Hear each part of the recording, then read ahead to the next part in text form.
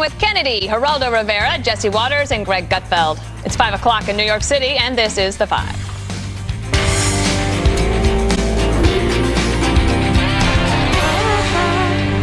A historic high-stakes summit between President Trump and Vladimir Putin unfolding today in Finland. The issue of Russian election meddling hanging over the talks, but President Trump pushing back against calls to cancel the face-to-face meeting. Our relationship has never been worse than it is now. However, that changed as of about 4 hours ago.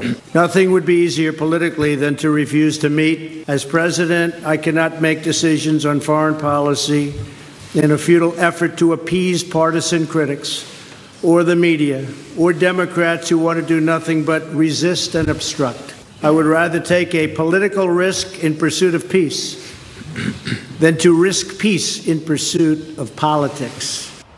President Trump also stunning Washington and the world by dismissing evidence of Russian interference in the 2016 election. My people came to me, Dan Coates came to me, and some others. They said they think it's Russia. I have President Putin.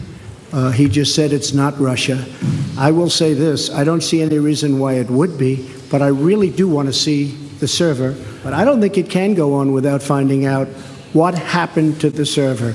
What happened to the servers of the Pakistani gentleman that worked on the DNC? Where are those servers? I have great confidence in my intelligence people, but I will tell you that President Putin was extremely strong and powerful in his denial today. Director of National Intelligence Dan Coates releasing a statement following President Trump's comments saying, in part, quote, "We have been clear in our assessments of Russian meddling in the 2016 election and their ongoing pervasive efforts to undermine our democracy, and we will continue to provide unvarnished and objective intelligence in support of our national security." And President Trump tweeting from Air Force One today, "As I said today and many times before, I have great confidence in my intelligence people. However, I also recognize that in order to build a brighter future, we cannot exclusively focus on the past. As the world's two largest nuclear powers, we must get along. Helsinki 2018 is the hashtag." So we have all the people are here today. We'll just start with you, Greg, and your thoughts. This presidency is the actual presidency of hope and change. People keep hoping that he will change. This is what you got. And if you keep being surprised by the fact that he's trying to build relationships like a salesman and it gets very disappointing and shocking, you haven't been paying attention, because you have to look at this presidency with fresh eyeballs. He's trying to leave the past behind, and he's trying to build relationships knowing that you cannot trust a lot of these people. He could have talked tougher, but it will never be tough enough for most people because they see him as a salesman. But forget about the talk. Look at the actions. If you want to strangle, Putin's Russia, a public spat isn't going to do it. What you're going to do is you're going to go after their financial pipelines, and you're going to have sanctions, and you're going to arm the Ukraine. So to the idea that if he is Russia's, stooge, he might be the worst Russian stooge ever, because he's been tougher on them than Obama has. So the thing is, yes, could have been tougher, but he wouldn't make anybody happy. And this is who he is. He's trying to create relationships. This is no different than North Korea. It may work, it may not work, but you just can't keep pulling your hair out, because you're not going to have any hair left. You're going to look like Brian Stelter. Kennedy, what do you think about the undermining, though, of the intelligence community, who basically told him, and then they put out a statement saying, we can tell him all of these things, and if he chooses not to believe it or chooses to ignore it, that's up to him. No, I know the intelligence community has gone through a big perceptual slight lately, and a lot of that has been self-imposed. However, the intelligence community? The intelligence community, meaning the FBI, the CIA, they have all essentially tarnished their own brands because of what has happened at the very top levels. I'm not talking about day-to-day agents who work very hard and truly trying to objectively investigate. But having said that, I still believe them over Vladimir Putin. And I think that's what's most surprising. One thing that I took away from it was the markets were not affected. If it is to be believed, some of the hysteria from the left, that this is the most disgraceful performance a president has ever given in public, you would think, if you're talking about two nuclear superpowers and the idea that one president is beholden to a corrupt state, that the markets would show that in essence, you would have seen them. The markets have shrugged off everything. They haven't shrugged off everything. No, they didn't shrug off the tariffs. And so when the trade talk got really tough between China and the EU and Mexico and Canada, that's when you would see, $200 dips per day. But the fact that the market didn't even hiccup, I think, is maybe something. part of the reason for that, Geraldo, is that Russia is pretty much a blip on the radar when it comes to GDP. Texas has a bigger GDP than Russia. Like, we treat them like they're so amazing, and they're really not. No. I agree, and it's Russia's 1/10 the U.S. economy, but I think our colleagues are being too kind on the 45th president, who went off the rails in Helsinki, it seems to me, totally off the point. What is it? It's like an idiot savant. Hillary Clinton and the email server. I mean, he despises and distrusts Hillary Clinton and the special counsel more than he does Putin and the KGB, or the GRU, you call it now. I hate the fact that the mainstream media set this up for a failure. They were rooting for it to fail because they don't want anything Trump does to succeed. He had it okay. The opening statement, okay. In sync with that tweet that he made from Air Force One. It was okay. But then to go into Hillary and the server and what are you talking about? Please stop it. And I felt very badly for him. It's not a totally unforced error. I feel badly for him. I would totally, if I were him. Why do you feel badly for him? I feel badly because he worked hard at it, and he wants the best. I really believe he's sincere. Well, what does he want? I guess that's a question. What you understand what he wants out of North Korea. You understand what he wants out of the NATO summit. I guess I don't understand A, what he wants here, and B, why he's so deferential to a horrible person.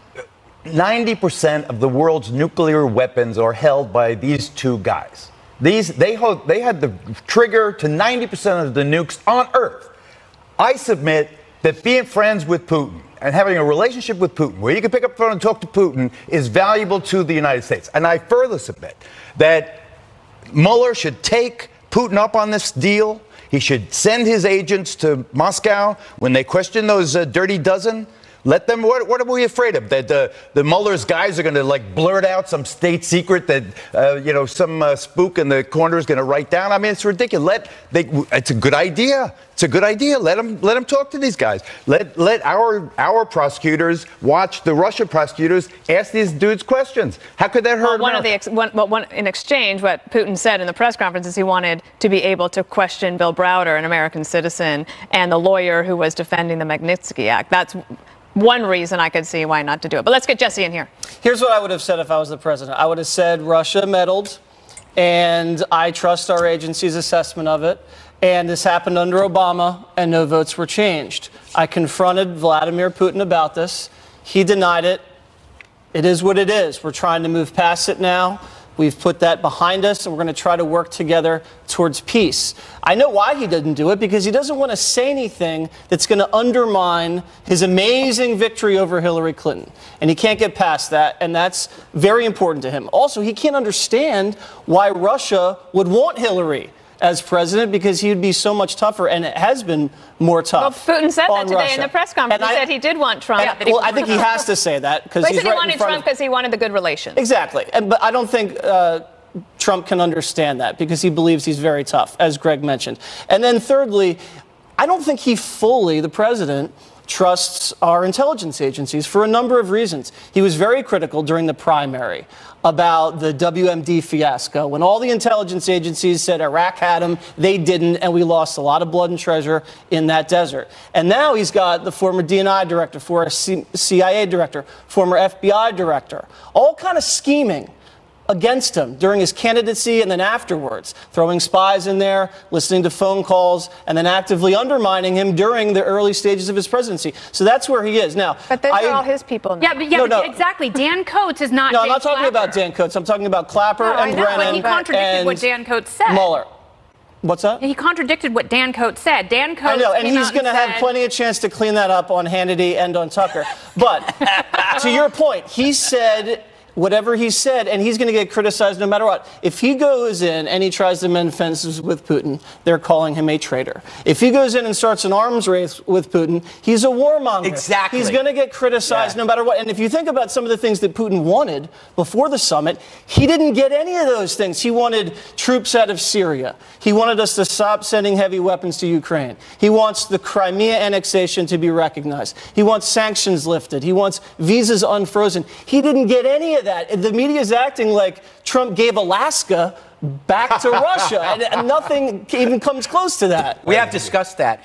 Can I answer the question that you brought up? It's like, what does he want out of this? Yeah. I do think, as President of the United States, he's seeking to reduce the adversarial turf around the globe while substantially increasing our military strength. So basically what he's done, he said, the stick's gotten bigger, here are the carrots. If you want these carrots, you can have them and it'll be a really great experience. But if you don't want them, this is the stick. This is exactly what he did with North Korea. What makes me laugh is that peace seems to be breaking out all over. And a lot of people who normally would be for that are against it. And it's like the champions of dialogue are getting crushed by the dialoguer in chief. He's actually better at this. He's the good cop with his words. He's the bad cop with his deeds. You got sanctions, expulsions, and you got the buildup of this amazing military. You know what? I mean, he does have faults and he does have flaws, but so far it seems to be working. He's going to be beyond the words. Look at the deeds, Geraldo. Listen, I have no beef with the substance of your remarks, but I know the president well enough to know that he's going to be smarting on that flight home. Yeah. He's going to be really angry. He's going to, damn it. He's going to. What was a success in his own mind when he left that podium, right, is going to turn to ashes now. Everybody making fun of him. Mm-hmm. And he doesn't take that criticism very. But what is the alternative? What is the alternative to dialogue when all these people are angry? It's like, would you want us to nuke Moscow? Is that what you want? More neutrality, but you know this, Dana, from the inside out. Every president wants to thaw Vladimir Putin's icy heart. They want peace in the Middle East, and they want some resolution in North Korea. This president has tried to do all three in his first year. Part of it, I don't know if that's possible with Putin. But Putin, he's just a complete and total liar, and he wants to reconstitute the Soviet Union, and he is going to be. He's been in power a lot longer than President Trump will be. If Trump gets reelected and he's there 8 years, President Putin will still be there years later. So this is really 18 years so far. It's a blip on the radar for President Putin, and I don't think that Putin is not going to change, and he has no incentive to. But you can compete. You can have those competing thoughts in your head at the same time. You don't need to have one thought like Putin cannot be trusted. That's one thought. The other one is we have to deal with him. That's another thought. You can have both those thoughts in your head. The problem is the media makes it, though, if you meet with Putin, clearly you trust him. Or you're in bed with him. I think they're calling him treasonous. They're calling him treasonous. So I mean, that's what Brennan did. I think Brennan's hyperbole is a little beyond the scope of acceptability. Me too. Yeah. All right, President Trump facing heavy criticism over his comments during the summit with Putin. We'll break it down for you next. We'll break it down. And byways that'll take her anywhere but my way. There's so many ways she could say goodbye. Your turn. And now you fellas leave your girl with her friends. 'Cause it's 11:30 and the club is jumping. Blowback coming from both sides of the political aisle after President Trump's news conference with Vladimir Putin. For the President of the United States to side with President Putin against American law enforcement, American defense officials, American intelligence agencies is thoughtless, it's dangerous, it's weak. What the President said today is not accurate. The intelligence community has assembled probably an unparalleled amount of evidence in regards to the Russian, not just efforts to interfere in 2016, but ongoing efforts to interfere in American society. The media also joining in on the criticism of the president.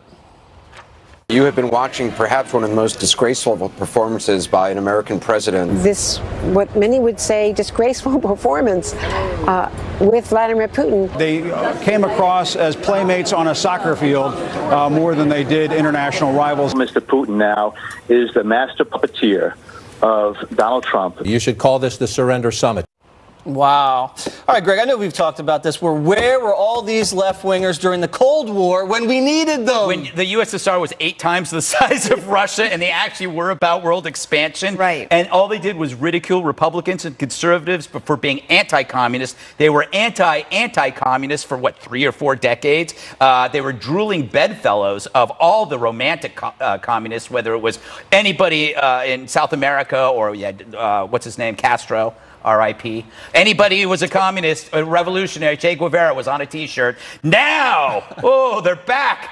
Again, I use the metaphor. They're like your friend who offers to help you move to your apartment, but they show up after everything's been moved. Great timing by the Democrats. Yes. We brought this up just during the last discussion a little bit. I think every president, when they first get into the office, Obama did it. I remember his first meeting with Putin. He sat there and listened to Putin lecture him for 1 hour straight about the history of American-Russian relations. Hillary had the reset. George Bush said, I looked into his soul.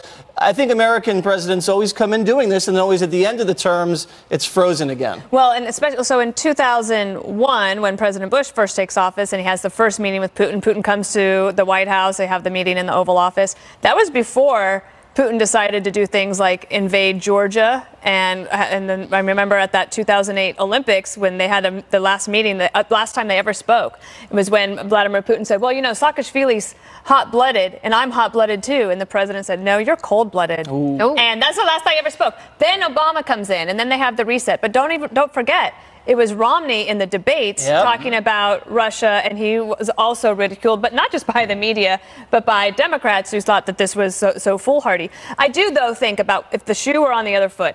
If Trump had just lost the election and we found out that Putin was trying to help Hillary and he had gotten into the RNC, and this conversation might be very different. And what I feel like the frustration for me, but for him today, was this missed opportunity to say, this was an attack on all of us and we know what you're doing and you're not going to get away with it again. Because that would have been enough. There was an attempt for the Russians to hack the RNC servers. They went after both sides. I guess it was a little easier to go after the DNC. Yes, that is true. There was an attack on those RNC servers, but they weren't able to penetrate. If you totally disregard everything that the intelligence communities have said, that all of the indictments point to the push to get to the DNC. Yeah, I agree, and he should have been a little stronger about that today. Okay, so where do we go now? We have sanctions. The president trying to normalize relations. It's one thing to want to put the past in the past, but that behavior is still very much manifesting itself in 2018, and it will in 2020 unless we do something. So what do we do? What kind of an investment are we talking about in cybersecurity? What sort of retribution will there be if Russia continues to do this? Russia said the same thing about their systemic government-run doping program. They said it didn't exist. It was a few individuals, and that was proven to be completely false. It's the same thing here. They're not trustworthy. But what do we do on our side? Because I think Dana hit on something really important here. If Hillary had won, with or without Russian meddling, which wasn't necessarily interference, and there are 3 different things here: interference, meddling, and collusion. And we have to be able to take those 3 things separately. I think Hillary Clinton would have gone over and she would have had the exact same kind of meeting. Well, imagine if Barack Obama had done that press conference that you saw today. There would have been absolutely, there would have been calls for him to be impeached. It would have been absolute the craziness. Apology tour. It would have been. It was an apology tour. Absolutely. I just brief history stuff. I covered Latin America for ABC News. I was Allende, elected official. We totally mucked around with that election. All those Central American nations, we mucked around with all of their elections. The United States does not have clean hands when it comes to mucking around in other people's elections, and I think for us to be on the high horse is pretty hypocritical. The other point is, because we have such short-term memories, we forget the context of Ukraine. Up until 4 years ago, Ukraine was a Russian puppet. It was a Russian puppet. It was totally, not only did they have the fleet in Crimea, but the president of Ukraine was a pro-Putin guy. We helped engineer. Who was working with Paul Manafort. We're working with Paul Manafort. It's another story. We helped engineer the coup that overthrew the elected president of Ukraine, who was pro-Russian. That's when Putin says, my God, they took Ukraine from me. What am I going to do? My fleet is threatened now in Crimea, and everybody there speaks Russian anyway. Damn it, I'm going to take Crimea. Eastern Ukraine, they all speak Russian there. I don't have the whole country anymore, but I'm going to take this little slice. I mean, we have to see where we were compared to where we were 5 years ago. 5 years ago, Ukraine was totally commie. totally, I don't mean, you know what I mean, totally pro-Russian, into the Russian camp. Now, Ukraine they wanted to make a member of NATO, and Putin's looking, and his former ally is now on his border, singing Kumbaya and the Star-Spangled Banner. All right, well, I do think this is different, though, than Obama's apology tour. I don't see this as an apology. I see this as a custom that when you go somewhere, and you saw it with North Korea, and you're seeing it with Putin, you will probably see it with Iran, which is the custom of allowing your adversary to save face in public while you exercise something completely different in private. We don't know what's going on privately, but we do know what's happening. There's a lot being done about that pipeline that Trump brought up in another place. There's going to be, that's short of an actual shooting war. Going after that pipeline is a pretty big deal. Well, and now the president and Vladimir Putin can answer for what happened in that private sit-down, which is really important. We don't know the details of that, but that is until it leaks, because you know it probably will. All right, next on the 5. Greg takes on anti-Trump protests over in Europe.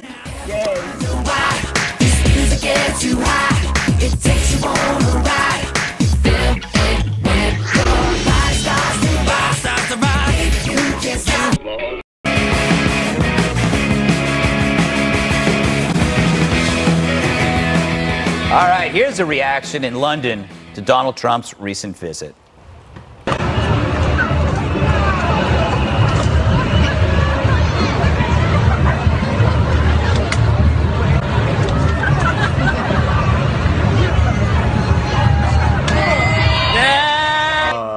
I could watch that forever. Those are some seriously fit protesters. They couldn't punch their way through a cat's sneeze.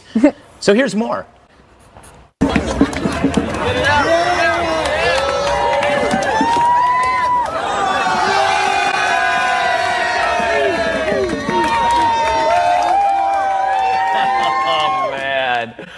No wonder they're worried about America leaving NATO. Now, you can learn a lot from a protest. First, if there's a violent revolution from the left, we can relax. I have seen fitter corpses.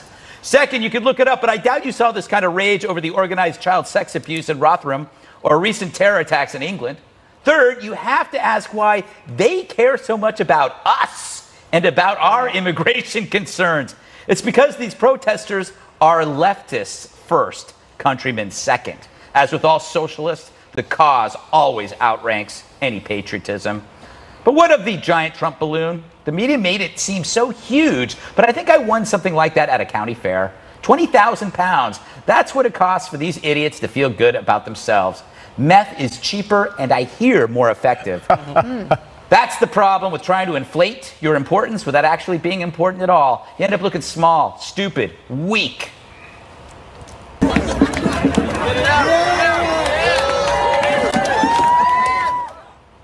Looked like a close match.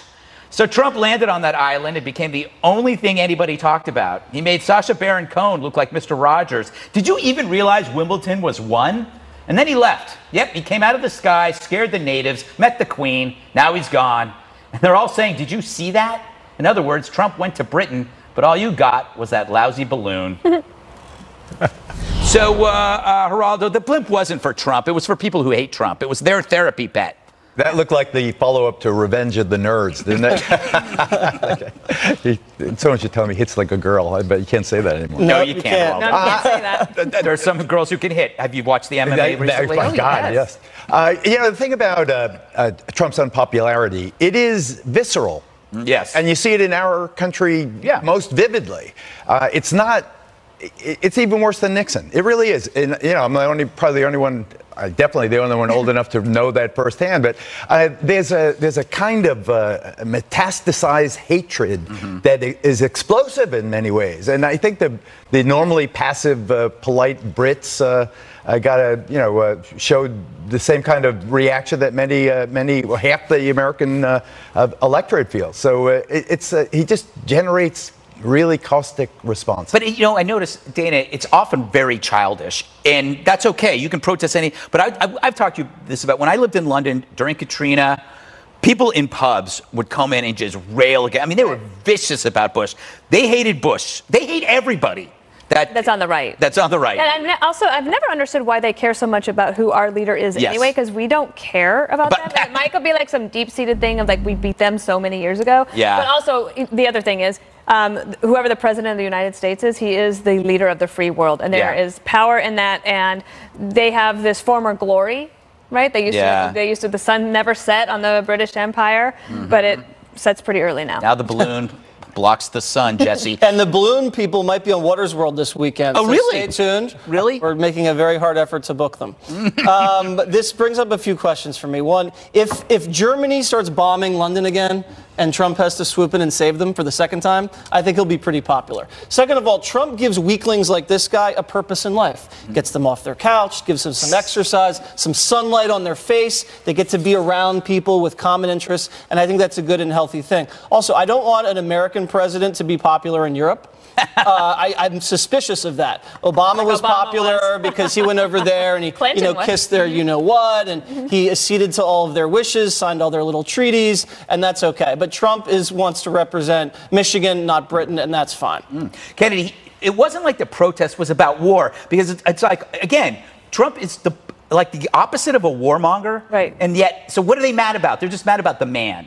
They are mad about the man. Yeah. They're mad about him and his temperament and his personality. But with a lot of people in this country, it's funny because when you talk to independent voters and those who maybe gave him a grudge vote, they're getting used to him. And that's what a lot of people say. And that's why, the loudest reaction comes from progressive, because that's the shrinking outrage. And the rest of the world will get used to him almost when it's too late. It's going to be in the 7th year of his presidency when they realize they're going to miss him when we have another bland, vanilla, monotonous president who is long-winded and very boring in press conferences. Are you talking about Mike Pence? Well, I'm so glad you said that, because when I saw those people punching the president dummy and the guy with tiny arms knocked him over, I thought, oh, okay, he's not president anymore. So what do you want? President Pence? Yes, exactly. Is that the ultimate goal? Because that is actually the opposite of what most people want. Pence is way more conservative than Trump. That's for sure. All right. Way less pragmatic. Yes.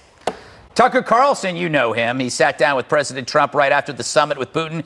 He's here next to tell us how the president is reacting. Look at him. Hi, Tucker. Hey. Well, did you see the old man outside the Siemens mission?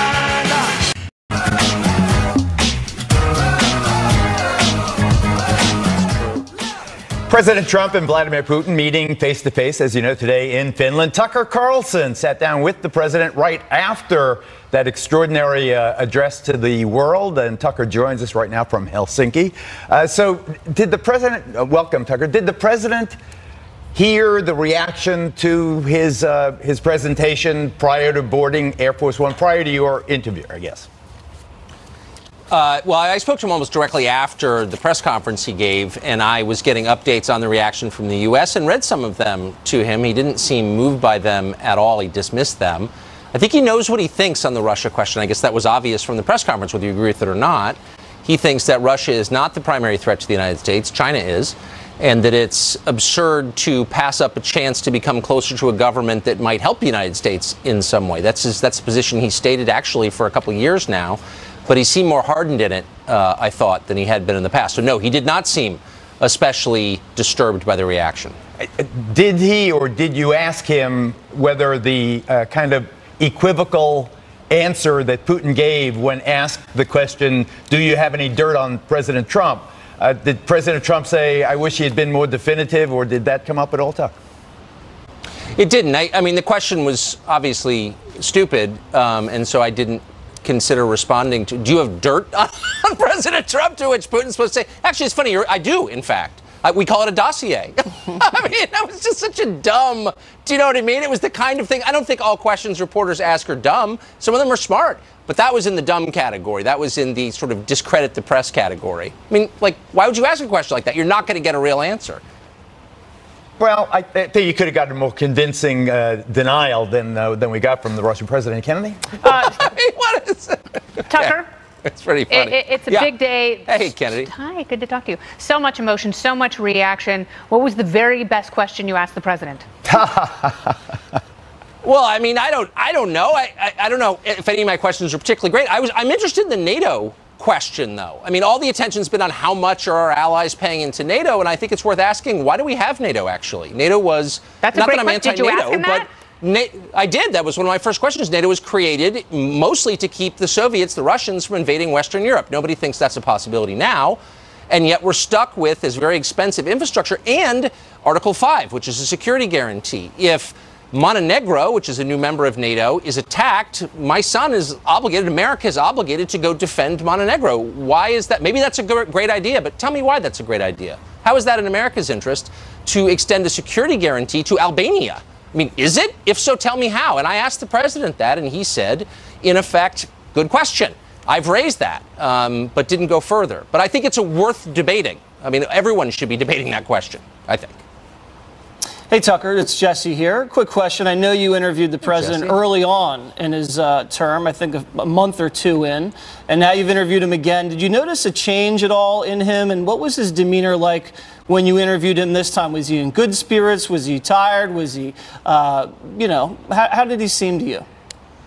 It's funny. I was actually texting my brother that exact thing in the commercial break. I've thought about it all day. He did seem different. I've talked to him in the interim as well. He seemed less concerned with what his critics say. He seemed more certain of what he thinks. He seemed funnier. He seemed less sort of aligned with conventional views in Washington, for good or bad. I mean, obviously, most of the foreign policy establishment in Washington, and that includes Republicans, I mean, they're what we used to call neocons. I mean, they have a very specific view of the world, and he used to kind of pay some lip service to that, and he doesn't anymore at all. And, I mean, again, you may think that's terrible, you may think it's great, but he is much more defined, my read was, in what he believes than he was a year ago. Wow, because he seemed pretty certain about his belief system about a year and a half ago. Can't imagine him being more certain of anything. Yeah, well, he seemed to be. Want me to go next? Hi, Tucker. I guess I would ask you what the follow-up is from this. So there are a lot of things that Putin was wanting to get. I think like a request to lift sanctions. Do you think that will happen? I think it would be, I mean, if you actually, I don't know, of course, is the short answer. The real question is, what do you do about Syria? I mean, that is, that's an open wound in the middle of Levant. The refugee crisis from there has transformed Europe. It's destabilized the countries around it, particularly Jordan. I mean, it's a huge deal.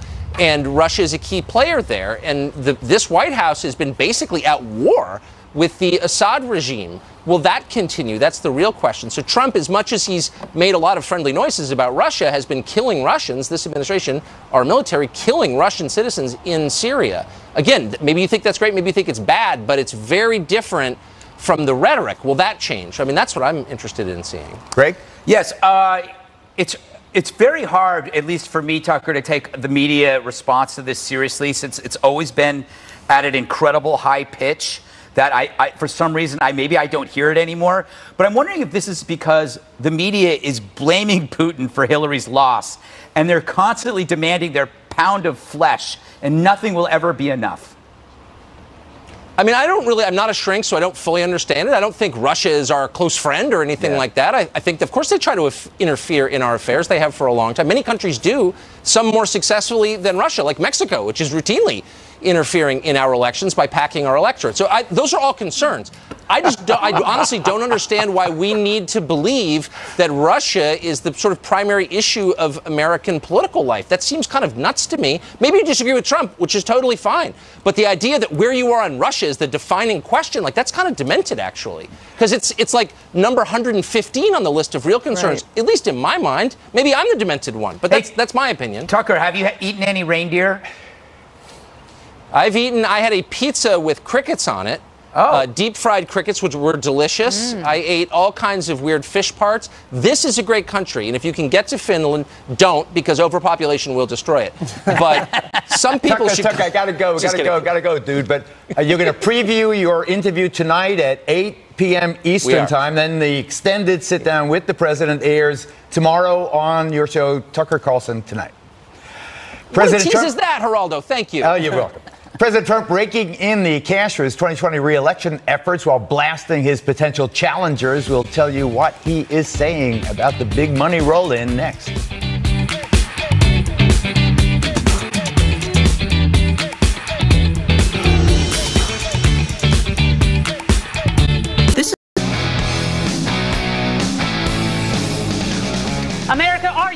for the 2020 presidential campaign?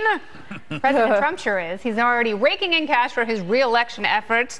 The New York Times reporting he has raised more than $88 million over the last year and a half, which gives him a leg up on the competition. Here are his thoughts on the prospective Democratic field. Do you see any Democrat who can possibly... No, I don't see anybody. I know them all. I don't see anybody. I know many of them. I've seen them. I've dealt with them. And so far, they do not have the right candidate. Dana, if they find the right candidate, will Democrats be able to kickstart that election machine? It's hard to imagine it now because all the economic indicators are so good, and the president is raking in a ton of money, and I'm not at all surprised by that because I think he has like a 90% approval rating amongst Republicans in the country, and they're like, well, let's keep this going for as long as we possibly can.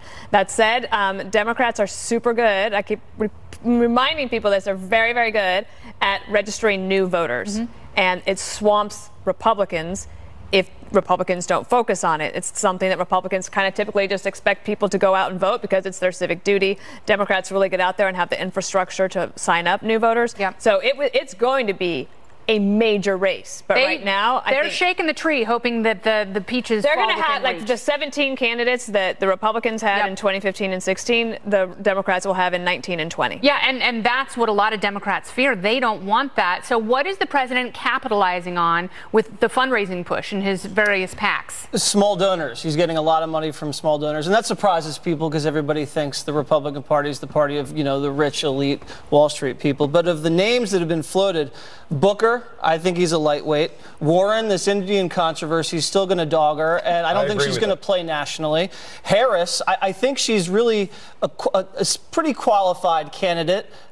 She's quality, I mean, not qualified. But my problem with her is she's not uplifting the way Obama was uplifting. I don't think she strikes the right tone there. And Biden, I just think, is an old white guy who's a little bit of a has-been and who's never really campaigned effectively or has any natural constituency. All right, so you've got Biden and Sanders. It almost seem like they're the ones fighting for the top of the ticket. Those wonderful, fresh, young voices the Democrats have been promising. Yeah, combined age 6,000. Do you know, though, look, you got to about the money thing, money wasn't the reason why Trump won in 2016, right? He didn't spend nearly as much money as Hillary. The other thing is one of the reasons why he won is the contrast theory. If you have 17 people up there, 17 types of soft pillows, the hard pillow will actually sell better because it's different. So you had 17 soft pillows and one hard pillow. It's a study done by My Pillow. My Pillow. But it's an actual study. Was Donald the hard pillow or was Hillary the hard pillow? I think that she was the hard pill. But the thing is, this is going to happen with the Democrats. It's going to be a contrast theory. There's going to be 17, and you're going to get a Trump-like figure. So is that what they're going to do? Is it going to be a transformational figure or someone who can just out-bully Trump? I think it has to be someone with great charisma and someone who can go toe-to-toe with him. I mean, the way the pillow metaphors aside, I think Trump was so much more charismatic than the other. America, are you ready for the 2020 presidential campaign? President Trump sure is. He's already raking in cash for his re-election efforts. The New York Times reporting he has raised more than $88 million over the last year and a half, which gives him a leg up on the competition. Here are his thoughts on the prospective Democratic field. Do you see any Democrat who can possibly... No, I don't see anybody. I know them all. I don't see anybody. I know many of them. I've seen them. I've dealt with them. And so far, they do not have the right candidate. Dana, if they find the right candidate, will Democrats be able to kickstart that election machine? It's hard to imagine it now because all the economic indicators are so good, and the president is raking in a ton of money, and I'm not at all surprised by that because I think he has like a 90% approval rating amongst Republicans in the country, and they're like, well, let's keep this going for as long as we possibly can.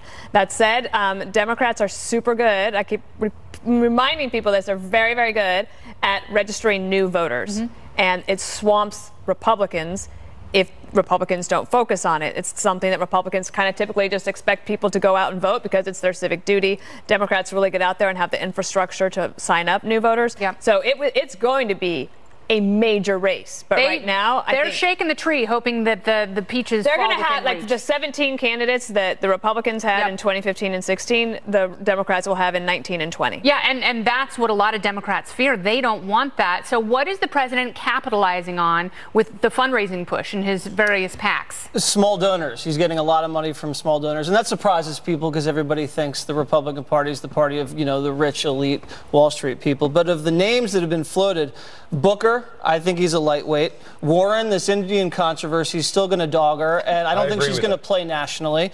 Harris, I think she's really a pretty qualified candidate.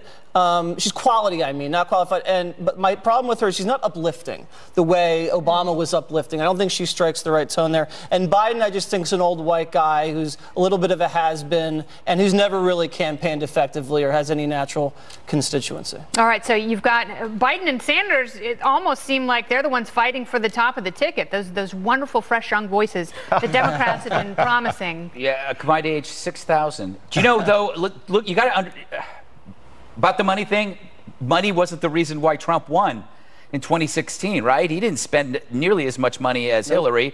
The other thing is one of the reasons why he won is the contrast theory. If you have 17 people up there, 17 types of soft pillows, the hard pillow will actually sell better because it's different. So you had 17 soft pillows and one hard pillow. It's a study done by My Pillow. But it's an actual study. Was Donald the hard pillow or was Hillary the hard pillow? I think that she was the hard pill. But the thing is, this is going to happen with the Democrats. It's going to be a contrast theory. There's going to be 17, and you're going to get a Trump-like figure. So is that what they're going to do? Is it going to be a transformational figure or someone who can just out-bully Trump? I think it has to be someone with great charisma and someone who can go toe-to-toe with him. I mean, the pillow metaphors aside, I think Trump was so much more charismatic than the other